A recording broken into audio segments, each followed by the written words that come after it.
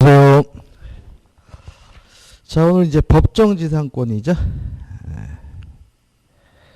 시간이 참 금방 가요. 페이지 102페이지입니다.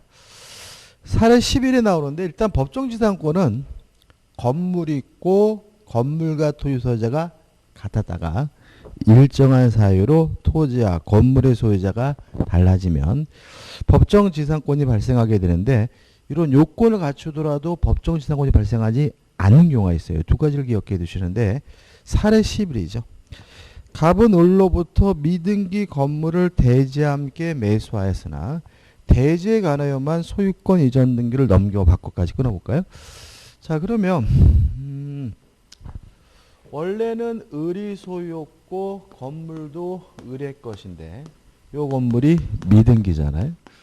근데 이런 상태에서 갑이 건물도 사고 토지도 샀는데 토지에 대해서는 이전 등기가 이루어졌지만 건물에 대해서는 등기가 이루어지지 않았어요. 그러면 갑이 토지에 대해서는 소유권을 취득하지만 여전히 갑이 소유자가 아니라 을이 요 건물의 소유자인 거죠. 이때 을에게, 형식상의 소유자인 을에게 간습상의 법정지상권이 인정이 되느냐? 요건은 다 갖췄죠, 그죠? 매매할 당시 건물이 있었고 건물과 토지 소유자가 같았는데 매매로 달라졌거든요. 근데 이제는 안 된다. 왜냐하면 을에게 보호해줄 만한 법이 없다. 우리가 법정지상권이라는 것은 기본적으로 건물의 소유자가 반대하면 건물을 철거할 수 없다는 얘기거든요. 근데 이 경우에는 형식상의 소유자인 을이 건물의 철거를 반대한다는 이유로 갑이 철거를 못한다면 오히려 부당하다. 왜냐하면 갑이 건물까지 샀으니까요. 그래서 사례 논점 1에서 갑은 관습법상 법정지상권을 취득하는가? 취득하지 않는다. 갑도 못하고 을도 못하는 거죠. 사례 다시 돌아와서. 그런데 갑은 병에게 빌린 돈 1억 원을 병에게 1억 원을 차용한 뒤 이를 담보하기 위하여 대지하여 병에게 저당권을 설정해 주었다. 그런데 갑은 병에게 빌린 돈 1억 원을 변제에게 갚지 못하자 병은 저당권 실행 경매를 신청하였고 그 경매 절차에서 정이 경락받았다. 정이 건물의 철거를 청구하자 갑이 미등기 건물의 사용을 위하여 법정지상권을 취득하였음을 주장하였다. 갑의 주장은 정당한 거죠. 정당하지 않습니다. 그죠? 자, 이 상태에서 요 병 앞으로 토지에 대해서 저당권이 설정됐단 말이에요. 그러면 저당권 설정 당시에 건물이 있긴 하지만 건물과 토지 소유자가 다르죠. 그죠? 따라서 요 저당권의 실행으로 경매로 인해서 정이 경락을 받았다면 갑도 을도 법정지상권을 뭐하지 못해요? 취득하지 못한다. 따라서 요 건물은 결국은 뭐가 되는 거죠? 철거당하게 되는 거죠. 그래서 따라서 사례 논점 2번 갑은 민법 제366조 법정지상권을 취득하는가? 못한다죠. 그래서 요거를 좀 암기하셔야 되는데 이렇게 그냥 외우시면 돼요. 건물과 토지, 대지가 함께 매매된 경우죠. 함께 매매된 경우에는 관습법상 법정지상권도 저당권 실행에 의한 법정지상권도 발생하지 않는다. 이게 문제가 나오면 지문이 길기 때문에 함께 팔렸다. 이런 말이 나오면 법정지상권이 발생하지 않는다라고 기억하시면 되겠죠. 관련 점은 보시기 바라고, 중요 판례에서 2번 판례는 우리가 지금 방금 본 판례고 1번 판례도 우리가 좀 기억하셔야 되는데 이런 거죠. 자, 땅이 갑의 것이고 건물도 갑의 것인데 이런 상태에서 토지에 대해서도 건물에 대해서도 을 앞으로 공동 저당이 설정이 됐어요. 그리고 나서 이 건물이 철거되고 신축이 된 거죠. 원래 건물이 철거되고 신축된 경우에도 법정지상권이 발생해야 되거든요. 근데 이 경우 우리 판례는 법정지상권이 뭐 하잖아요? 발생하지 않는다. 왜냐하면 이 저당권자를 뭐하기 위해서요? 보호하기 위해서죠. 자, 만약에 이런 상태에서 건물이 철거되고 신축이 되면 을은 건물에 대한 저당권을 상실하게 되고 결국 토지에 대해서만 경매하게 되는데 이 토지에 대해서 갑이 법정지상권을 취득한다면 을이 엄청난 피해를 본다는 거죠. 그래서 이것도 토지와 건물에 공동 저당이 설정되고 건물이 철거되고 신축된 경우에는 법정지상권이 발생하지 않는다. 이렇게 좀 정리하셔야 되겠죠. 그 다음에 3번 판례는 2년분의 지료를 지급하지 않으면 소멸을 청구할 수 있거든요. 근데 2년분이어야 된다. 따라서 조금이라도 돈을 줘가지고 2년분이 미달한 상태라면 더 이상 소멸을 청구할 수 없다는 판례니까 좀 기억해 두시기 바랍니다. 자, 대표 문제죠. 1번. 관습상의 법정지상권에 관한 설명으로 틀린 것은 1번. 토지의 매수인이 소유권 이전 등기 전에 토지 소유자의 승낙을 받고 건물을 신축했어요. 그러면 토지와 건물의 소유자가 다르죠. 이미 다르고 그 다음에 토지의 매매 계약이 해제된 경우 자 우리가 이런 거 있거든요. 원인행의 실효, 취소, 무효, 해제로 토지와 건물의 소유자가 달라지더라도 관습상의 법정지상권 발생하지 않는다. 그래서 해제가 들어가든 취소가 되든 무효가 되든 결론은 뭐죠? 관습상의 지상권 성립하지 않는다가 결론이니까 1번은 맞는 질문이죠. 2번 관습상의 법정지상권은 미리 포기하는 약정은 효력이 있다. 맞습니다. 자 우리가 관습상의 법정지상권은 건물 철거 특약이 있으면 발생하지 않잖아요. 그럼 건물을 철거하기로는 특약의 일종이 뭐죠? 포기 특약이고 유효한 거죠. 3번 토지 공유자죠. 자 이것도 우리가 어떻게 기억하는 거죠? 토지가 공유인 경우에는 관습상의 법정지가 성립하지 않는다. 이렇게 기억하면 되거든요. 따라서 토지 공유자의 한 사람인 가반수 지분을 가지는 일부 공유자의 동의만을 얻고 건물을 신축하여 타인에게 양도한 경우 관습상의 지상권이 성립하지 않는다는 지문은 맞고 아무튼 토지가 공유면 성립하지 않는다. 예외가 있긴 하지만 잘 나오진 않습니다. 4번 공유 토지 위에 건물을 소유하여 있던 토지 공유자의 일인이 그 토지 지분만을 전매했어요. 토지가 공유면 결론이 뭐죠? 법정지상권이 발생하지 않는다 해야 되니까 관습상의 법정지상 성립한다는 질문은 X고요. 답은 뭐죠? 4번이 되는 거죠. 5번 토지를 제3자에게 매도하고 이전 등기 격려 전에 그러면 매도인이 건물을 신축했다고 나와 있는데 자 관습상의 법정지상권이 발생하려면 매매할 당시 건물이 존재해야 되죠. 근데 문맥상 팔고 나중에 건물을 신축했으니까 팔 당시에는 뭐가 없었죠? 건물이 없었으니까 그 외에 토지의 소유권 이전 등기를 한 경우 관습상 지상권이 성립하지 않는다는 질문은 맞는 질문이 되는 거죠. 2번 갑이 토지와 건물을 소유하고 있는데 그중 건물만이 을에게 양도되었다. 그 갑은 토지를 A에게 매도하고 을은 건물을 B에게 매도하여 각각 소유권 이전 등이 격려되었다. 다음 기술 중 기술한 내용 중 틀린 거죠. 일단 건물만 팔렸죠. 그래서 매매로 토지와 건물의 소유자가 달라졌으니까 을은 관습상의 법정지상권을 취득하게 되고요. 관습상의 법정지상권은 등기하자라도 뭐하게 되죠? 취득하게 되죠. 근데 여기서 문제가 되는 것은 건물의 양수인인 B죠. 요 건물의 양수인 B는 일단 첫째 지상권을 취득하지는 못하고 있다. 왜냐하면 을이 법정지상권을 취득할 때는 등기할 필요가 없지만 취득한 법정지상권을 넘겨주려면 뭘 해야 돼? 등기를 해야 되는 거죠. 그렇지만 건물의 양수인인 B는 건물을 철거해 줄 필요는 없다. 왜냐하면 지상권이 소멸되는 것이 아니라 을이 계속해서 법정지상권을 보유하고 있는 상태고요. 따라서 B는 을을 대의해서 갑에게 지상권에 관한 설정 청구가 가능한 상태이기 때문에 건물을 철거해 줄 필요는 없고요. 다만 우리 판례에 따른다면 사용이익은 부당이득으로서 반환을 해줘야 된다는 것이 우리 판례 입장이라는 것까지 꼭 기억해 두셔야 되겠죠. 자 그러면 1번 을은 관습상의 법정지상권을 취득하고 이것을 등기 없이 A에게 주장할 수 있다. A는 뭐죠? 토지 양수인이죠. 새로운 토지 소유자에게 주장할 수 있다. 맞네요. 2번 을이 건물을 B에게 양도한 경우 을과 B 사이 매매 계약은 건물 양도 및 을의 관습상의 지상권도 함께 양도되는 채권 계약이라 볼 수가 있다. 맞는 점입니다. 따라서 이런 채권 계약을 근거해서 B는 을을 대의해서 지상권 설정을 청구할 수가 있는 거죠. 3번 B는 지상권 설정 등기와 이전 등기를 순차적으로 대의할 수 있다. 맞는 질문이고요.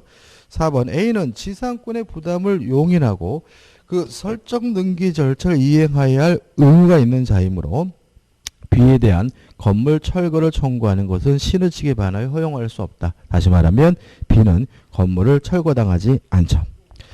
5번 B에 대하여 A는 임료 상당의 부당이득 반환을 청구하는 것은 신의 측에 반하여 허용되지 않는다. X.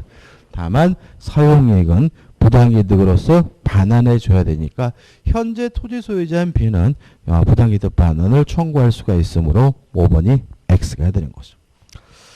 그 다음에 지역권이죠. 지역권에 대해서는 시험 문제가 한 문제 나오는데 문제 자체가 거의 반복적이죠. 그래서 문제 하나만 풀어보면 될 것 같은데 넘겨보시면 대표 문제가 나오죠. 지역권에 관한 설명으로 옳지 않은 것은 1번 민법상 지역권의 존속기간은 최장 30년이지만 X예요. 지역권에 대한 존속기간에 규정이 없어요. 그래서 영구무한으로도 설정할 수가 있다라는 것이 우리 판례 입장이기 때문에 최장 30년이지만 X죠. 영구무한으로도 설정할 수가 있습니다. 2번 요역지와 승역지는 반드시 서로 인접할 필요는 없고요. 3번 불가분성이죠. 취득과 같은 긍정적인 것은 한 사람만. 따라서 공유자 1인이 지역권을 취득한 때에는 다른 공유자도 이를 취득한다. 5 맞는 질문이고 4번 지역권 설정 등기는 승역지 등기부 을구에 기재한다. 맞는 질문이겠죠. 어차피 우리 민법은 잘 안 나오지만 소유권에 관한 사항은 갑구, 소유권 이유의 권리는 을구에 기재하니까요. 5번 지역권자는 지역권을 방해할 염려 있는 행위라는 자에 대하여 그 예방을 청구할 수 있다. 맞죠? 지역권은 반환 청구권은 없습니다. 왜요? 스스로 점유하지 못하는 권리니까요. 그렇지만 방해 제거와 방해 예방은 청구할 수 있기 때문에 5번은 맞는 질문이고 답은 뭐죠? 1번이 되는 거죠. 자, 전세권입니다. 전세권에 관한 조문 보시기 바라고 중요 판례를 좀 보죠. 자, 1번 중요 판례 1번입니다. 105페이지죠. 자, 전세권이 성립되려면 반드시 전세금을 지급해야 되는데 꼭 현금일 필요는 없다. 기존의 채권으로 가름할 수가 있고요. 2번 전세권도 담보물권적 성질이 있기 때문에 전세권자와 전세금 반환 채권자는 같아야죠. 그죠? 그러니까 다시 말하면 일종의 역전현상이 벌어지죠. 을이 갑에게 1억 원의 전세금을 줬어요. 그러면 을은 전세금에 대해서 돌려달라는 전세금 반환 채권을 갖게 되고 이것을 더욱 담보하기 위해서 갑수 A 부동산에다가 전세권을 설정해 줬다. 따라서 담보 물권이기 때문에 부정성, 수반성이 있으니까 채권자와 전세권자는 같은 사람이어야 하고요. 또 전세금 반환 채권이 양도가 되면 전세권도 쫓아가는 것이 원칙이죠. 따라서 채권자가 아닌 예를 들어서 제3자 명의의 전세권 등기는 원칙적으로 무효입니다. 다만 우리 판례는 갑, 을, 병 3자 간에 합의가 존재한다면 요 제3자 명의의 전세권 등기도 유효할 수 있다는 거죠. 그래서 정리해 보면 자, 채권자가 아닌 제3자 명의의 전세권 등기는 원칙적으로 무효입니다. 다만 3자 간의 합의가 존재하는 경우에는 유효할 수 있거든요. 2번 읽어볼까요? 2번 판례. 전세권이 담보물권적 성질을 아울러 가지고 있는 이상 부종성과 수반성이 있기는 하지만 다른 담보권과 마찬가지로 전세권자와 전세권 설정자 및 제3자 합쳐서 3자 간에 합의가 있으면 그 전세권자의 명의를 제3자라는 것도 가능하다는 거 기억해 두시 바라고 은근히 시험에 잘 나오니까 좀 주의하시기 바랍니다. 그 다음에 이제 3번이죠. 목적물을 인도받아서 점유해야 전세권이 성립되느냐? 아니다. 왜냐하면 전세권은 담보물권의 성질인 거예요. 원래 1번과 3번이 연결되는 겁니다. 예를 들어 제가 친구한테 1억 원을 빌려줬는데 안 갚아서 그 친구 아파트에다가 전세권을 설정했어요. 그럼 전세금은 기존의 채권으로 뭐 하는 거죠? 대신하는 거고, 그런 형태로 만약에 전세권을 설정하게 되면 저는 그 집에 들어가 살지 않는 거죠. 점유하지 않는 거죠. 그래도 상관이 없다는 거죠. 따라서 전세권자가 인도받아서 점유하지 않고 있더라도 전세권이 여전히 유효하게 성립될 수 있다는 거 꼭 기억해 두시기 바라고요. 그 다음에 우측에 보시면 4번 판례가 있죠. 참 이거 시험에 잘 나와요. 저당권이 어디에 설정되어 있냐면 전세권에 설정되어 있는 거죠. 근데 만약에 이 전세권이 존속기간이 만료됐다는 사유로 소멸하게 되면 이 저당권도 소멸될 위험에 처하고요. 따라서 뭐가 인정됩니까? 물상대위권이 인정되는 거죠.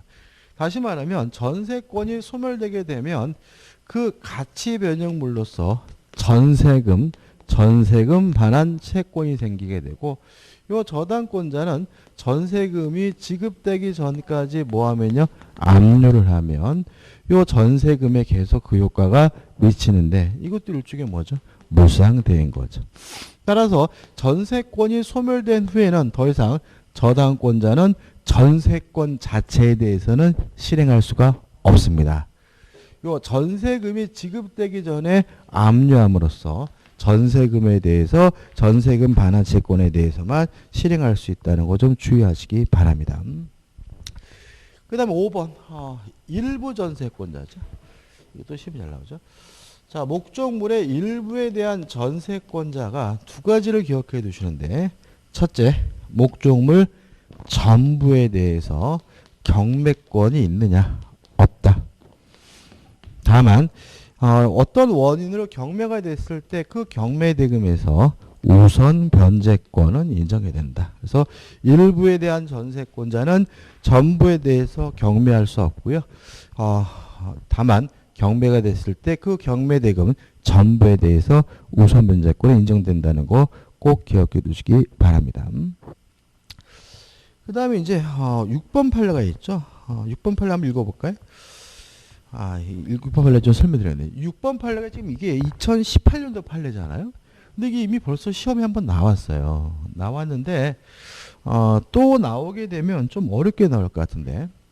자, 사실관계 이렇습니다. 갑 앞으로 저당권이 설정되어 있고요. 을 앞으로 전세권이 설정되어 있어요.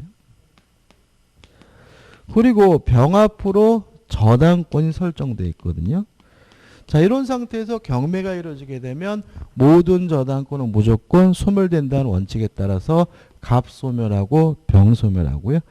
용익권의 소멸 여부는 최우선 순위의 저당권과 비교하니까 얘보다 늦으니까 누가 경매를 신청하든지 간에 소멸하게 되는데, 배당 순위는 등기된 순수에 따라서 갑이 1순위, 을이 2순위, 병이 3순위인 거죠. 자, 근데 문제는 을이 전세권자가 받고 병이 남는 게 없어요. 근데 병이 알아보니까 이게 문제가 뭐냐면 요 전세권에 관한 등기가 예를 들어서 뭐 9월 10일 날 등기가 됐고, 병의 저당권 등기는 9월 20일 날 등기가 됐는데, 문제는 요 전세권의 시작일, 전세권의 시기는 며칠이었냐면 9월 30일이었어요. 그러면 다시 말하면 요 전세권이 시작되는 날짜는 9월 30일인데 미리 며칠 날 등기가 되어 있는 거죠? 9월 10일 날 등기가 되는 거죠. 병이 좀 억울하죠. 그러니까 미리 등기해 놓는 바람에 자기보다 뭐인 거예요? 선손인 거죠. 그래서 이 병이 전세권의 존속기간이 시작되기 전에 미리 등기됐으니까 이 전세권 등기는 무효임을 주장하면서 법원에다가 소송을 제기한 거죠. 자, 판례 한번 읽어볼게요. 5번. 전세권의 존속기간이 시작되기 전에 마친 전세권 설정 등기도 특별한 사정이 없는 한 유효한 것으로 추정된다. 다시 말하면 전세권이 시작되기 전에 먼저 됐더라도 이 등기는 뭐죠? 유효한 거죠. 그래서 보시면 한편 부동산 등기법 제4조 제1항은 같은 부동산에 가여 등기한 권리 순위는 법률에 다른 규정이 없으면 등기의 순수에 따른다라고 정하고 있으므로 전세권은 등기부상 기록된 전세권 설정 등기의 존속기간과 상관없이 등기된 순수에 따라 순위가 정해진다. 이렇게 되는 거죠. 자, 그럼 만약에 시험에 나왔을 때는 요 등기가 무효다. X인 거죠. 그죠? 근데 만약에 새로 나온다 하면 이렇게 나올 거예요. 요 등기는 유효하지만 그 배당 순위는 시작일을 기준으로 한다. 그럼 뭐가 돼요? X가 되는 거죠. 그죠? 다시 말하면 시작일 전에 미리 된 전세권 등기는 유효하고 이 사람의 배당 순위는 전세권 등기를 한 시점을 기준으로 판단한다. 따라서 무효다 그러면 뭐죠? X고 또 시작일을 기준으로 해서 배당 순위가 결정된다 그러면 뭐죠? X라는 거 좀 같이 좀 기억해 두시기 바랍니다. 자, 대표 문제죠. 전세권과 관련된 설명 중 옳지 않은 것은 1번 전세권을 전세금 반환 채권과 분리하여 양도하는 것은 허용되지 아니하나. 왜냐하면 부종성, 수반성 때문이죠. 계속 보시면 전세권이 존속기간 만료로 소멸했어요. 그럼 어차피 채권밖에 없는 거니까 소멸한 경우 등과 같은 경우에는 무담보인 전세금 반환 채권만의 양도는 허용된다. 맞는 질문이죠. 2번 전세금이 현실적으로 지급되지 아니하고 기존의 채권으로 가름된 경우 설사 전세권 설정 등기가 되어 있고 전세권자로 등기된 자가 사용 수익하고 있더라도 전세권 성립되지 않는다. X. 왜냐하면 전세금은 기존의 채권으로 가름할 수가 있으니까요. 3번이죠. 자, 전세권자는 경매권이 있습니다.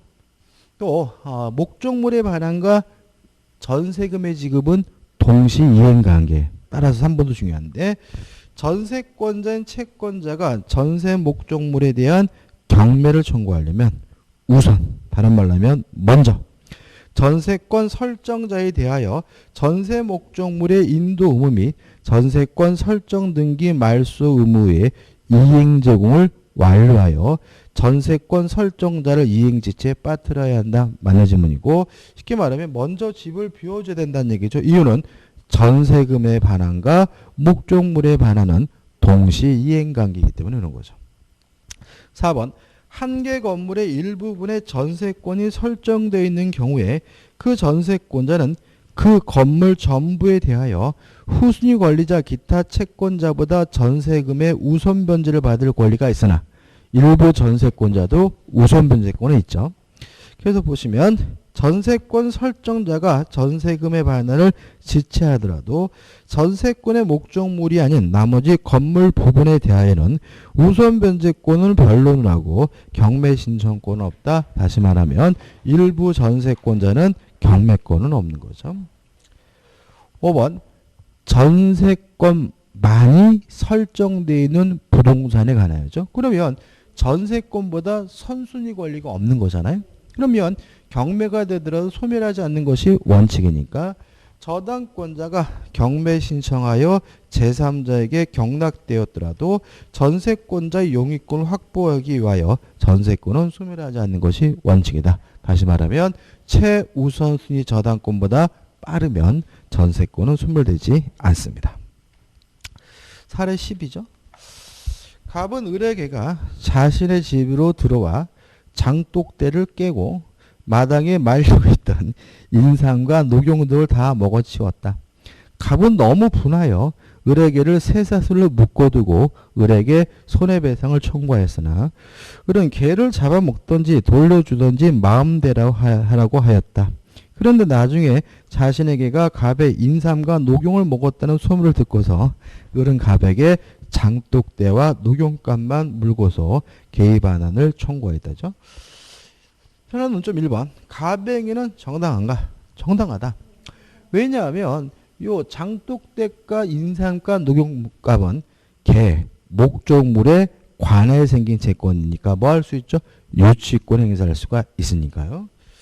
2번. 을의 청구에 대해 갑은 개를 돌려줘야 하는가? 돌려줄 필요가 없다죠. 불가분석입니다. 다시 말하면 유치권도 담보물권이니까 전액 변제받을 때까지 목적물 전부에 대해서 유치권 행사할 수 있거든요. 지금 갑이 지금 받아야 될 돈이 뭐냐면 장독대 값하고 인상값하고 노름값인데 지금 인상값은 돌려주겠다는 말이 없죠. 따라서 전액 변제한 것이 아니므로 반환을 거부할 수가 있다. 이런 얘기가 되는 거죠. 저는 이거 보면 항상 떠오르는 게 재미로 말씀드리면 제가 87년도에 참 옛날이죠 벌써. 그때는 이제 고시 공부할 때 절에서 공부하는 게 트렌드였어요. 절에서 공부하고 있었는데 경상부터 김천에 있는 직지사. 지금 생각해도 진짜 제 사실은 안 됐잖아요, 그죠? 경치는 끝내줬어요. 진짜 공기도 그 몸이 막 건강해지는 게 막 느껴져. 1년 6개월 있었는데, 근데 제 친구하고 둘이 있었거든요. 이놈은 지금 변호사인데 둘이 있는데 이제 아침밥을 먹고 이제 화장실 해우소라 그러죠, 해우소 가는데 이 화장실에 이렇게 있잖아요, 이렇게 있는데 이게 약간 내리막길 이렇게 오솔길이 이렇게 있어요. 절 화장실은 참 깨끗합니다, 푸세식인데도. 근데 이렇게 가는데 요 입구에 큰 눈구렁이가 두꺼비를 탁 물고 있는 거예요. 이렇게 눈구렁이가 두꺼비가 이렇게 해가지고 근데 이렇게 막 해가지고 물고 있는 거예요. 그래서 거기 두꺼비가 참 많았어요. 두꺼비가 또 귀엽습니다. 아니 두꺼비가 좀 그 영물이라 그러잖아요. 사람 말을 좀 들어요. 그리고 이렇게 두꺼비가 이렇게 아무튼 좀 이렇게 좀 그 사람을 알아봅니다. 알아서 그 집에 살고 있는 사람이 안 도망가고 낯선 사람이 도망가고 그래. 근데 두꺼비를 구렁이에 딱 물고 있는데 이걸 이제 삼켜야 되잖아요, 그죠? 삼키는데 우리가 보니까 참 할 일 없죠. 25분이 걸리더라고요. 25분. 삼키는데. 삼켜가지고 이제 이놈 배가 이제 뿔룩 나왔잖아요. 뿔룩 나와가지고 이러고 있는데 뿔룩 나왔으니까 이놈도 이제 도망가야 되는데 배가 불룩 나왔으니까 저희를 쳐다보고 멀뚱멀뚱 쳐다보고 있는 거죠. 근데 그놈이 그러는 거예요. 이 구렁이도 몸에 좋고 두꺼비도 몸에 좋은데 구렁이가 두꺼비를 먹었으면 이건 영약이다. 이거는 진짜 몸에 좋은 영약이다. 이걸 잡아먹자 그러는 거예요. 근데 뭐 서울 촌놈들이 뭐 잡아올 줄 알아요. 그래가지고 이제 어떻게 했냐면 페트병 있잖아요. 페트병을 드니까 너무 크니까 페트병을 이렇게 사이다병 페트 큰 거를 1.5리터병을 입구를 이렇게 삽을 깨가지고 이렇게 대니까 지가 슬슬 기어 들어가더라고요. 그래 들어가가지고 이제 페트병 가득 찼더라가지고 이제 그걸 이제 비닐로 해서 쫌맸어요. 쫌매가지고 이제 그걸 잡긴 잡았는데 어떻게 먹어야 될지는 우리가 방법이 없고 그래가지고 그 제방 이제 뒤때 이제 이렇게 이렇게 그 다락 같은 게 있는데 절박이니까 거기에다 뒀어요. 그 이제 다음 날 이제 은은히 보죠. 그 절에서 일하시는 분들 계시잖아요. 그분들한테 물어보면 그분들이 어떻게 해줄 거라고 그러죠. 넣었거든요. 그 문을 닫아놨어요. 다음 날 보니까 없어졌어요. 지금도 궁금해 죽겠어요. 걔가 거기 나온 것도 신기하고 나왔는데 사라졌어요. 그래가지고 우리가 막 거기 구멍 있는지도 봤는데 구멍도 없고 나와가지고 없어졌더라고요. 그러니까 아마 이놈이 나와가지고 제 머리맡을 지나가지고 나갔다는 얘기죠. 아무튼 지금도 신기해요. 어떻게 나왔을까? 이거 보면 항상 떠올라요. 자, 유치권입니다. 관련 점은 좀 보시기 바라고요. 중요 판례를 좀 볼게요. 107페이지죠.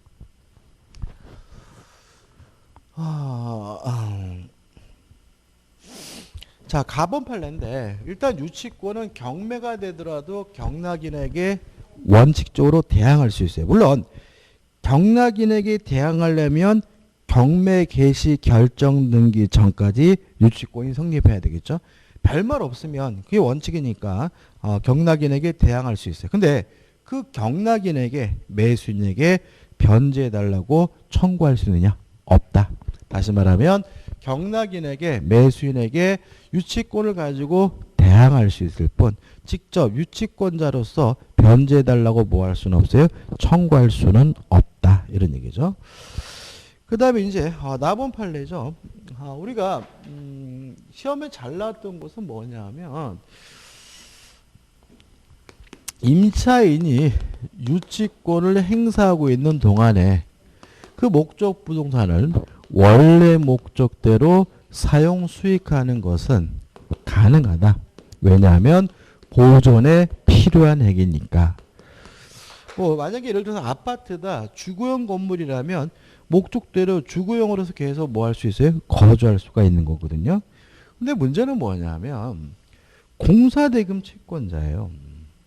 그러니까 공사대금도 목적물에 관하여 생긴 채권이니까 유치권 행사할 수가 있는데 요 공사대금 채권자도 그 유치 목적물을 원래 목적대로 사용하고 수익할 수 있느냐 이 문제에 대해서 우리 판례는 보존행위로서 가능하다는 입장인 거죠. 그죠? 그래서 우리가 언뜻 건물 지어준 사람은 그 집에 들어가서 살면 안 될 거라는 착각을 일으킬 수가 있는데 자 우리 판례에 따른다면 공사대금 채권자도 원래 목적대로 사용 수익하는 것이 뭐예요? 가능하다. 왜냐하면 보존에 필요한 뭐죠? 사용이기 때문에 그런 거죠. 그래서 앞부분 이렇게 되잖아요. 공사대금 채권에 기하여 유치권을 행사하는 자가 스스로 유치물이 뭐죠? 주택에 거주하여 사용하는 것 가능하다. 왜요? 주거용 건물을 주거용으로 사용하는 것은 원래 목적대로 사용 수익하는 것으로 보존행위로서 가능하다는 거 꼭 기억해 주시기 바랍니다.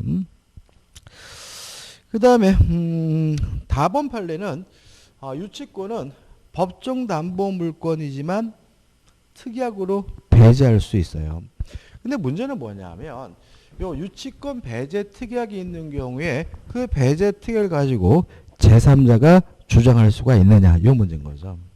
예를 들어 가지고 갑이 채권이 있고 을이 채무자예요.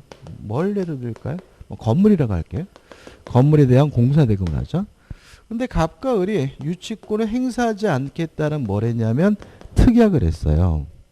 그러고 나서 이 건물이 병에게 양도가 됐단 말이죠. 근데 양도가 됐는데 갑이 뭐죠? 유치권을 행사하고 있단 말이죠. 이때 요 병이 을과 갑 간의 특약을 이유로 유치권을 행사할 수 없다라고 주장할 수 있느냐 이 문제에 대해서 있다라는 게 우리 판례 입장입니다. 그래서 결론 요건 보시면 이렇게 나왔죠. 특약에 따른 효력은 특약의 상대방뿐만 아니라 그 밖의 사람도 뭐 할 수 있어요? 주장할 수가 있다. 따라서 유치권 배제 특약이 있다면 채무자뿐만 아니라 제3자도 유치권이 성립되지 않음을 뭐 할 수 있어요? 주장할 수 있다는 거 꼭 기억해 두시기 바랍니다. 대표 문제입니다. 전형적인 문제죠. 갑은 을에 건물을 보증금 1억 원에 3년간 임차했다. 갑은 을과 협의하여 건물을 수리한 후 수리비 1천만 원의 임대차 종료 후에 상환하기로 약정하였다. 그러나 을은 임차 기간이 만료되었음에도 보증금 및 수리비 반환을 거절하고 있다. 이러한 경우에 관한 법률관계로서 옳지 않은 것은 기억. 보증금 반환 중구권으로 갑은 건물의 유치권을 주장할 수 없다. 5. 보증금, 권리금과 같이 되죠. 보증금, 권리금, 매매대금. 보증금, 권리금, 매매대금은 목적물에 관하여 생긴 채권이 아니기 때문에 유치권을 주장할 수가 없죠. 네, 번 건물 수리비 채권으로 갑은 유치권을 행사할 수 있다. 5죠. 왜요? 수리비는 목적물에 관하여 생긴 채권이니까요. 옳지 않은 걸 찾습니다. 그죠? 디귿번. 갑은 유치권자로서 건물에 거주하며 종전대로 사용할 수가 있다. 왜냐하면 주택이면 원래 목적대로 사용하는 것은 뭐죠? 보존에 필요한 사용이니까요. 네, 1번. 유치권자가 종전대로 건물을 사용하는 경우 불법 행위가 성립하지 않으며 부당이득 반환 의무도 성립하지 않는다. X예요. 자, 왜냐하면 불법 행위가 성립하지 않는 건 맞습니다. 그렇지만 사용 수익했으니까 차임을 지급해야죠. 다시 말하면 차임 상당의 부당이득 반환을 해줘야 되므로 리을번은 뭐죠? X가 되는 거죠. 미음번 만일 을의 건물의 병에게 경락된 경우 갑은 병을 상대로 지출한 수리비 청구권과 유치권 행사할 수 있다. X죠. 경락인에게 유치권 행사할 수 있죠. 유치권을 이유로 반환을 거부할 수 있지만 경락인에게 직접 수리비를 달라고 청구할 수는 없기 때문에 X가 되는 거다. 따라서 답은 뭐죠? 4번이죠. 여기까지 하고 좀 쉬었다가 이제 저당권으로 들어가도록 하겠습니다.